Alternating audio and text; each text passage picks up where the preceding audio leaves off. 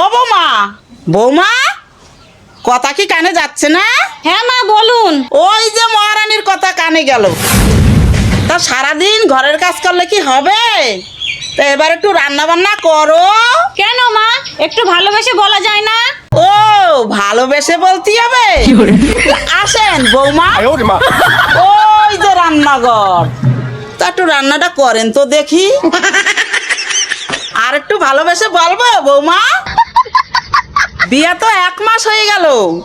যাও আজকে তুমি রান্না করবে, তোমার হাতে রান্না খাবো। মা, আমার হাতে হাতে তো দেখিয়ে দেন না, আপনাদের রান্না বান্নার ধরন তো আমি জানি না। তাহলে কি বাবার বাড়ি থেকে গায়ে গতরে বড় হয়ে আসছো?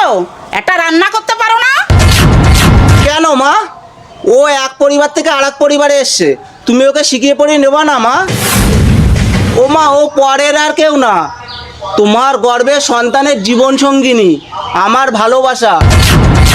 আজ আমার দিদির সঙ্গে যদি এরকম ব্যবহার করতো, আমরা মনে করতাম না মেয়েটাকে নরকে পাঠিয়ে দিয়েছি। ও মা, আমার দিদিও তো রান্নাবান্না কিছু জানতো না, কিন্তু তার শাশুড়ি মা সব কিছু হাতে ধরে শিখিয়ে নিয়েছে।